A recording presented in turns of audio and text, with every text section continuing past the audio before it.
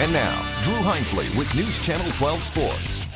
ECU head coach Ruffin McNeill had to make a difficult decision today when he announced he was not renewing the contract of his longtime assistant and friend Brian Mitchell, who was the team's defensive coordinator for the past 3 seasons. ECU's defense gave up an average of 31.6 points a game, but in their 5 losses, that average jumped to 42.8. Mitchell has worked with Coach McNeill for the past 7 seasons, including 4 years at Texas Tech. The school sent out a statement today, and in it, Coach McNeill was quoted saying, "There's never a good time to make a coaching change, especially one that involves a friend and a colleague who I respect professionally. However, I have the responsibility and commitment to maintain the best interest for this program and East Carolina University," end quote. McNeill said he will not make any further comments on personnel until the hiring process has been completed.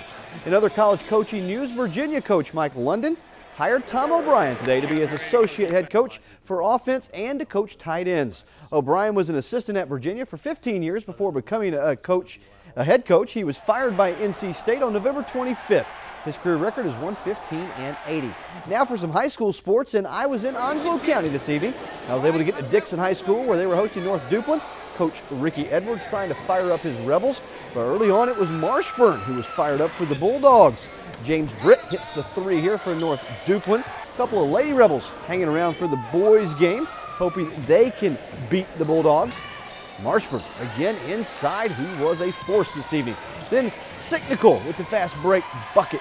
Darren Goodman trying to keep his team in it, but the Bulldogs would prove too tough tonight, and Dixon wins it 56-49. On the north side of the county, the White Oak Vikings played host to the Havelock Rams on the wrestling mat.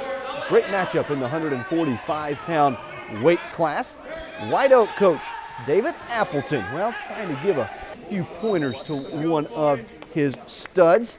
The Rams, they have a lot of studs on their team, and here another pin move. Viking fans, well, they're trying to offer some suggestions. And Nathan Thompson listened as he gets a win in his match, but the Rams dominate the night, and they win it 54-24 over the Vikings. The 2012 NFL rookie quarterback class has been one of the best in recent memory.